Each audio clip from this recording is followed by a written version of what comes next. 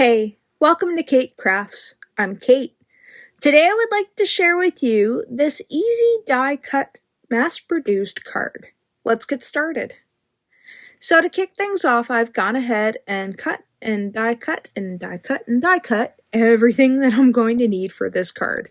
Now, I think the longest thing that took out of the whole process was die cutting the outside-in stitched snowflake and the stitched snowflake, because there were a lot of little bits and bobs that I had to poke out and get out.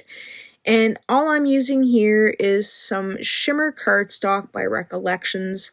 I've cut them out a few different times in the light blue, the darker blue, and the white. And all I've done here was I have glued the frame, this is the stitched frame, over top of the peppermint striped backdrop, and then I'm going to take the peppermint striped backdrop and add a bunch of glue to it, and then I'm going to tape it, or I'm going to glue it down, I should say, to the panel that I cut out with the stitched rectangle die.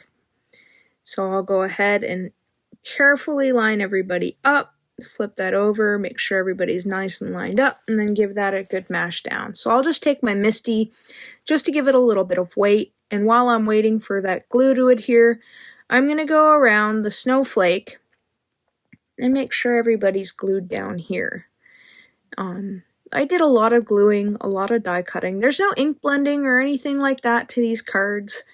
I think once I got everybody cut out, because I cut these guys out 10 times in each color, and then that way I could just mix and match them, and that's pretty much what I did. So I've got about 10 cards that are all mixed and matched now, that all they need is sentiments. So once I've got all that glue on there, I'm going to carefully line all of this up to make sure that that stitching is on the inside of this snowflake, so you get that pretty little stitch to go. And then I'll pop that underneath the Misty to give that a little bit of weight. And then next I have the Merry Christmas cutout twice, once in the dark blue and once in the white. And then again, I'm going to go around the letters with the glue, and then that way I can offset all of this. So you get that little pop of blue in the back, instead of, like, say, black. I was going to use like a black or a gray, but I didn't have any gray, and I thought black was going to be a little too dark, or a contrast. You know what I mean. So once I have lined everybody up and I'm happy with how that is offset, I'm going to make sure that it's all nice and mashed down, and then that way I can stick a brick on it to make sure it is all nice and adhered.